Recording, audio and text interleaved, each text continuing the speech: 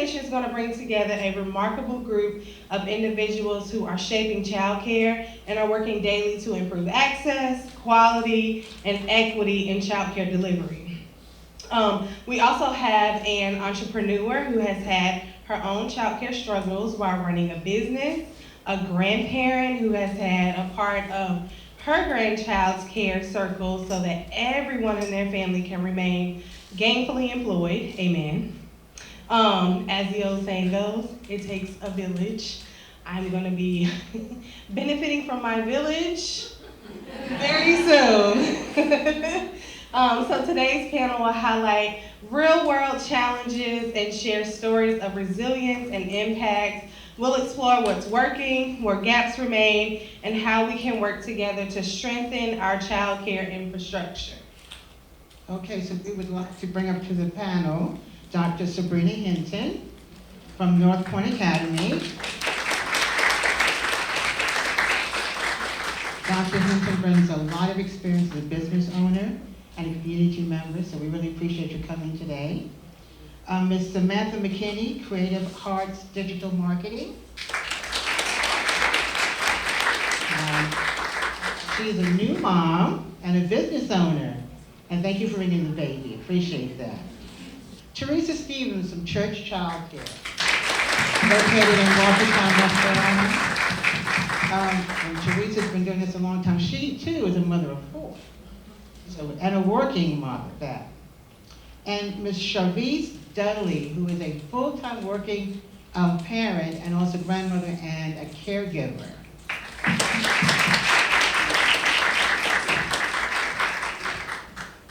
So thank you all for being here. We'd like for you all to take just 1 minute, if you would, to kind of talk to us about yourselves a little bit so that people can get to know who you are and what childcare has been like for you as an owner and as a parent in this community. Good morning, everybody. My name is Samantha McKinney. I am owner of Create a Heart Marketing.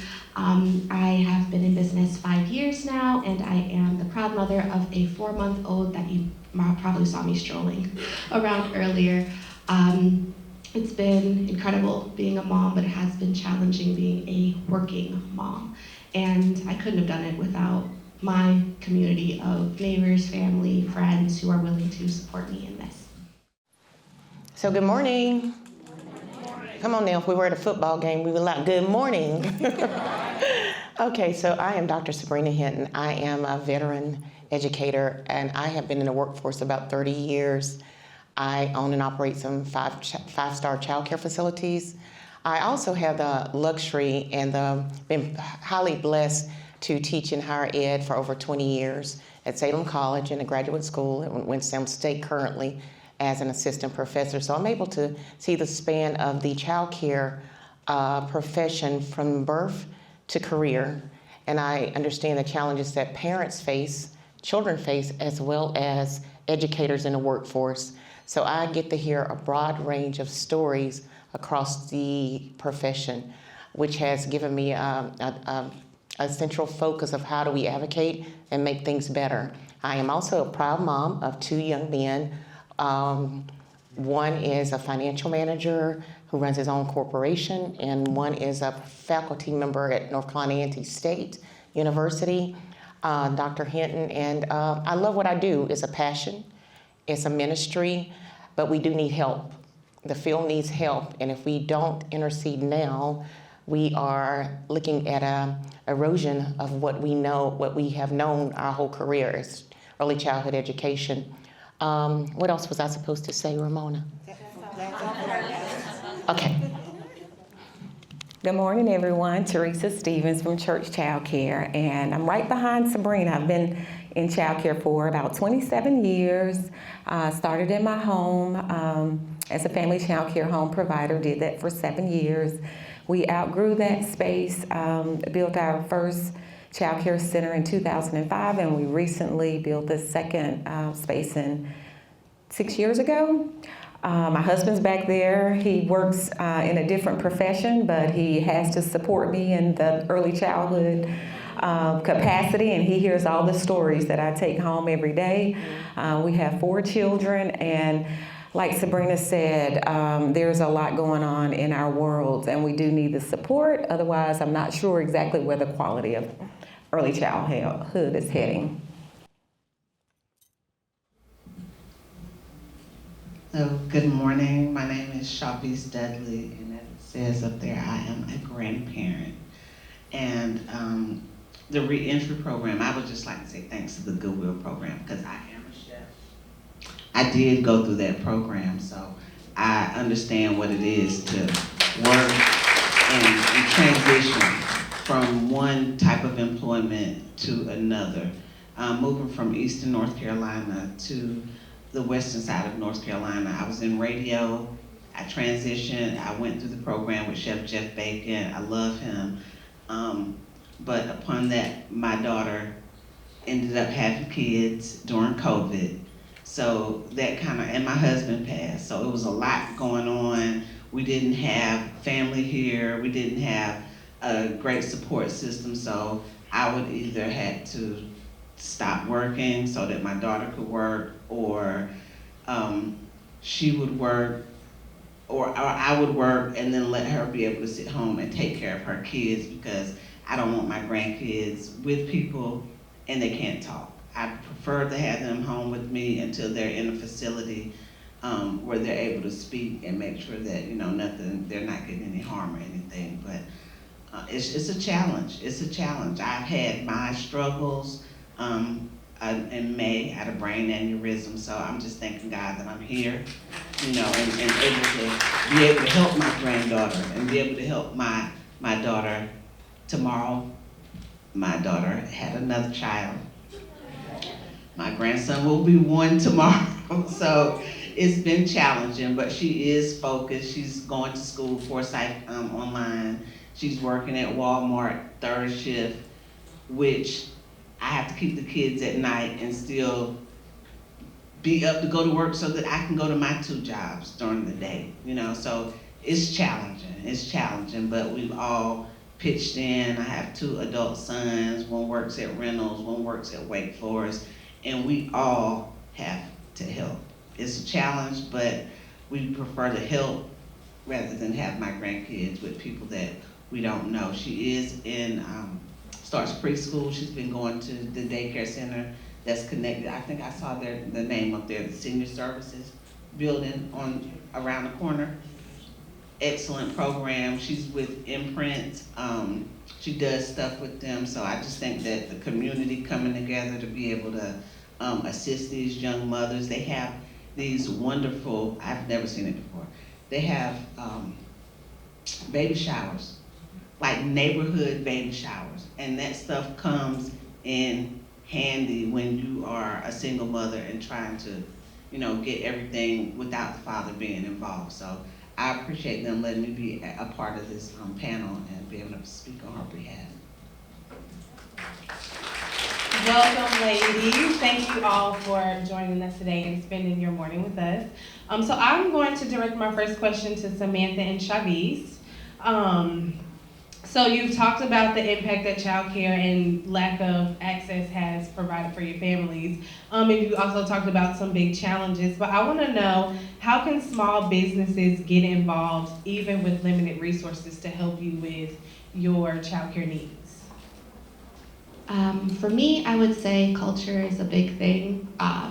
As a woman in the workforce, there's already a sense of, wanting to come off professional and not want to be, seen as less than or anything like that. And being a mom in the workforce, specifically as a business owner, there's another level of vulnerability for me, because if I don't have childcare, I'm here with my baby. So you're seeing me, in a professional setting, and then also as a parent setting, there's no separation. And so in the business workplace, I would say culture would be a big shift of making it more acceptable. And I think COVID did kind of accelerate it in a way, because everyone had to work from home and everyone's kids were also home. So like you had Zoom calls, you heard the kids in the background, and so it was a little bit more acceptable. And how having that be the norm, or more the norm in the real world, in the community, would be a big help as well.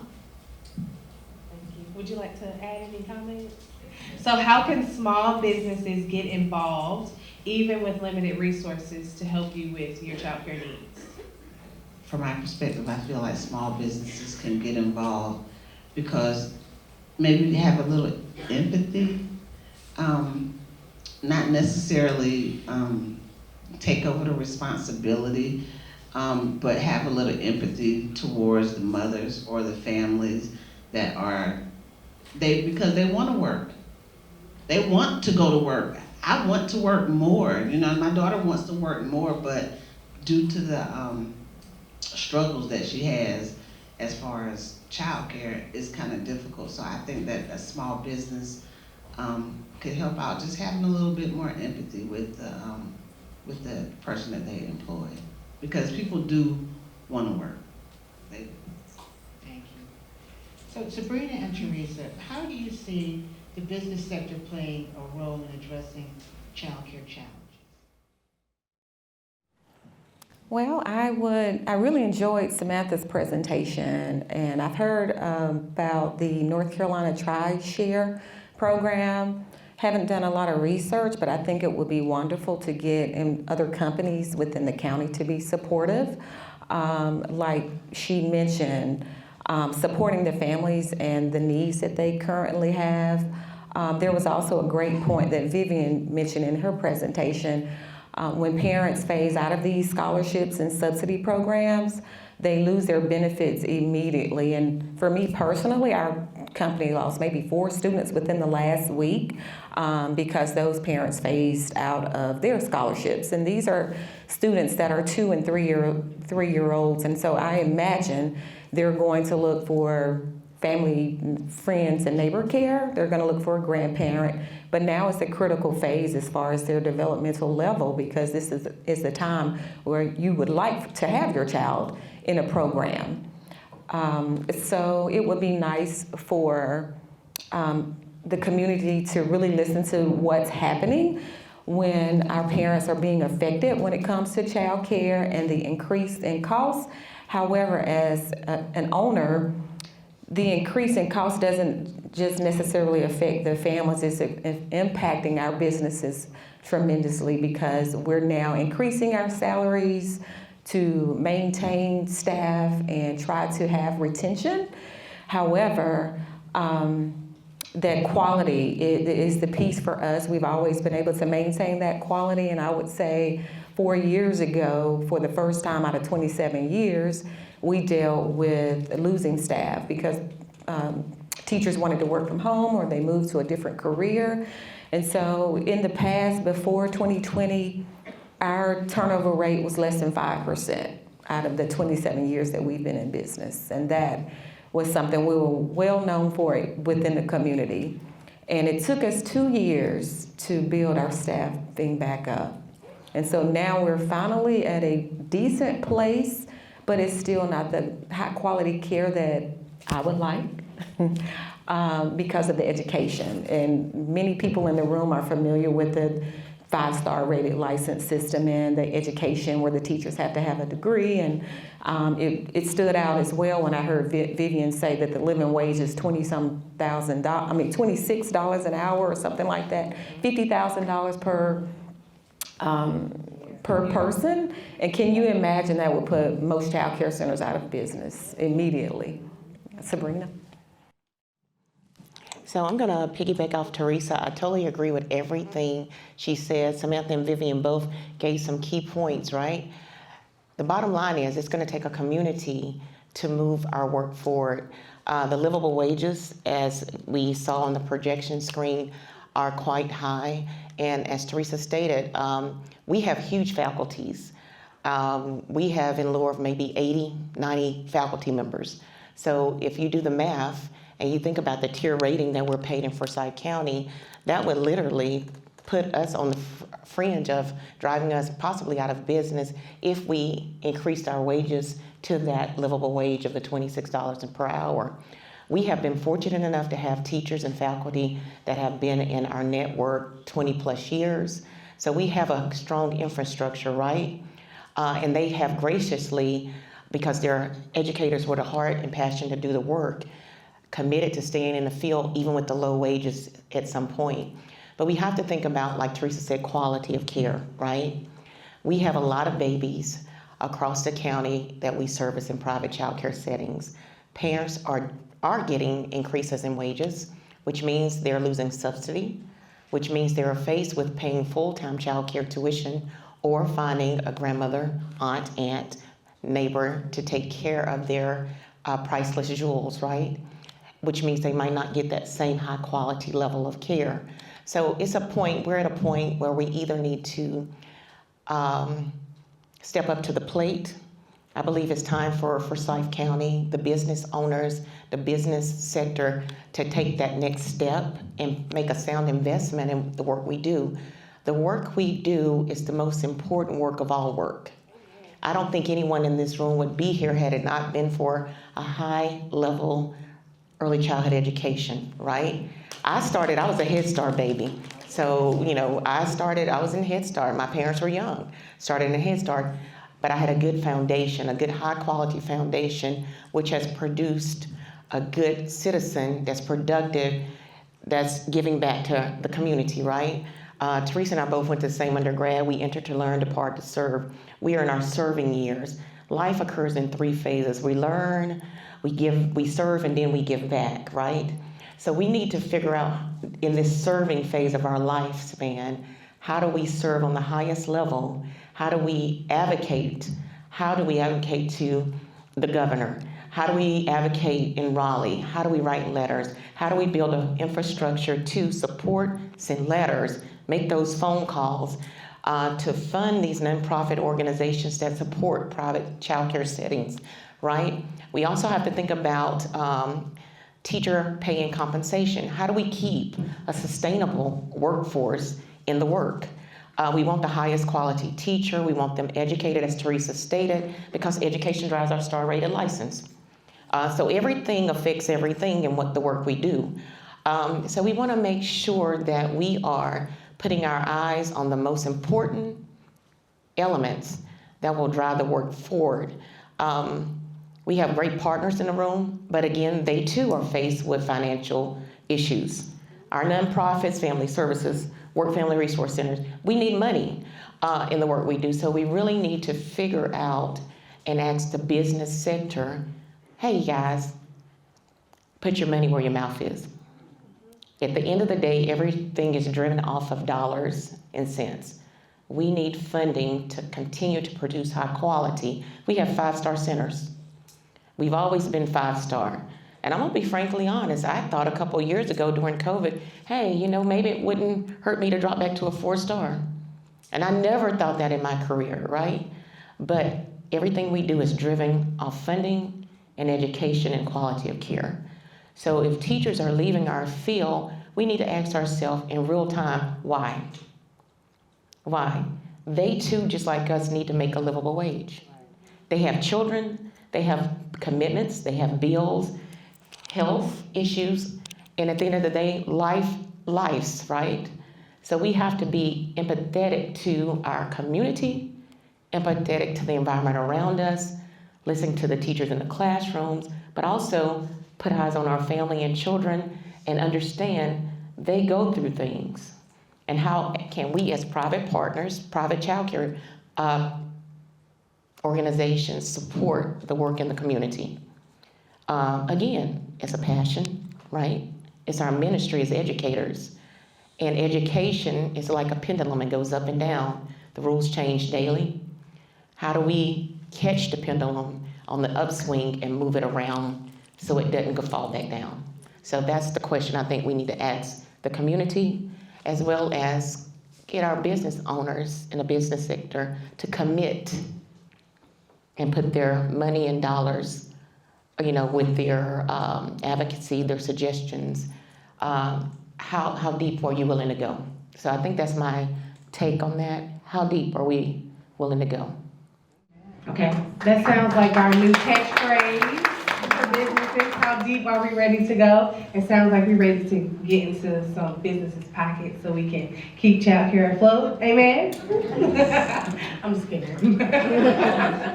But really though, thank you ladies for being here and answering these lovely questions. I think they turned me off. Thank you for all of your hard work and continued work for our future. And hopefully I can get a scholarship for my little girl, because Jesus. You know, one thing I want to add before we leave, because I know we're on time. Coming in at the corner down there, I saw a sign, and it's one of my favorite quotes. And, you know, I know the Sigmas are in the room, right? It's about good trouble. It's time for Forsyth County to get in trouble, but make sure it's good trouble. The good trouble is supporting our families, our children, and our educators, okay? So let's get into some good trouble right now. We are the future. Thank you.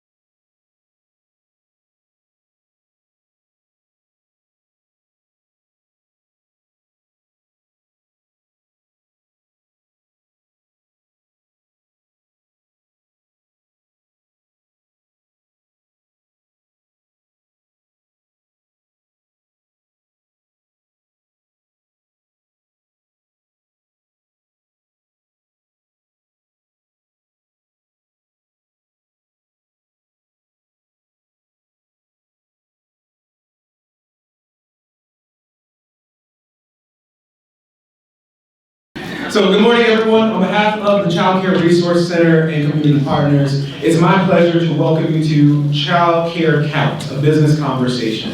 Thank you for being here and for lending your time, your voice, and your perspectives to an issue that touches not just families, but our entire workforce. Before we get started, we will have a welcome from our partners at Goodwill, and we would love to thank them for allowing us to use this beautiful space today. I'll bring up our Vice Chair, Sharice Blue, to thank our sponsors. Good morning, good morning. We are honored to have you with us this morning for this very important conversation about the child care crisis and how it's impacting families, but also our workforce, our businesses, and the long-term health of our communities. At Goodwill, our mission is to create opportunities for upward mobility, and that includes supporting solutions that strengthen the access of quality, affordable child care. Before we begin today's discussion, I'd like to share a short video that highlights our program and the impact that they have in the community.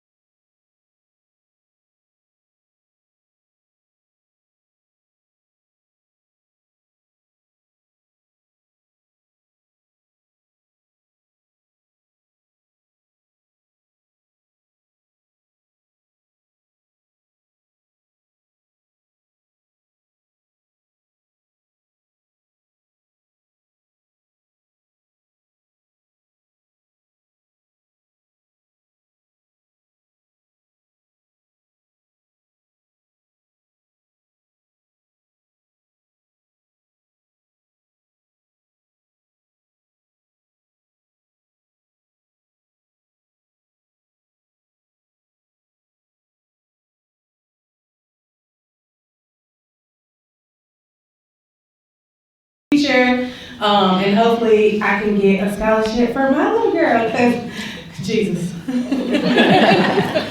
You know, one thing I want to add before we leave, because I know we're on time. Coming in at the corner down there, I saw a sign. It's one of my favorite quotes.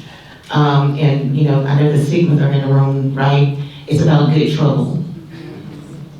It's time for Forsyth County to get in trouble and make sure it's good trouble. The good trouble is supporting our families, our children, and our educators. Okay? So let's get into some good trouble right now. We are the future. Thank you. We're going to do, instead of doing 20 minutes for small group discussions, we're going to do 10. Hopefully that'll give you all enough time to talk to each other. The staff passed out some simulation cards while the panel was talking. You should have 2. Maybe you can just pick the one that interests most of the people at the table, have that conversation. Be sure that you write them down, whatever things you come up with or ideas. It doesn't have to be a whole lot, but just a little bit. We want to capture thoughts in the room about those particular items. And just think about, child care, how it affects families, how it affects businesses, how it affects the community. And this is a way for us to have you talk to each other and gather information. So for about the next 10 minutes, I bring my 10:50, Dr. Hinton said. All right. And feel free to take a break if you need it, and get more food. There's food back there in the back.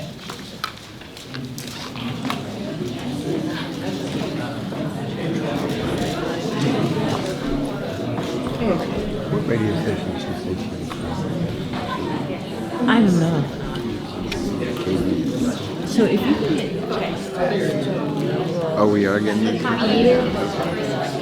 it's a shame, because this one was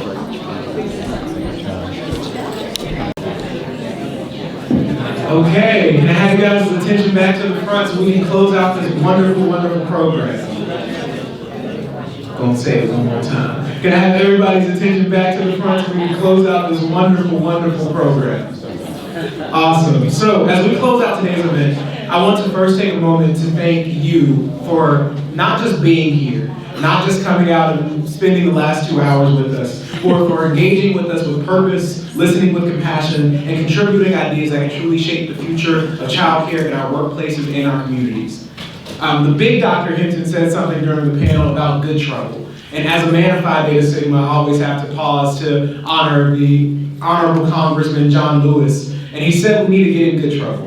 But that's not where that quote ended. He said we need to get in good trouble, necessary trouble. And the trouble that we're getting in today, the start of what we're doing and the culmination of this event, is making sure that the trouble that we're getting in is not just good for our community, but it's necessary for the future of our world as we know it. The conversations we've had today weren't just about challenges, they were also about possibilities. We heard real stories, explored practical solutions, and most importantly, we were reminded of that when we work together, progress isn't just possible, it's inevitable. If there's one takeaway from today, let it be this: child care counts. Your voice, your leadership, and your willingness to learn and lean into these conversations are exactly what drives change. We hope you'll stay connected with us and continue to have these discussions with your organizations and take advantage of the resources and networks that you discovered here today.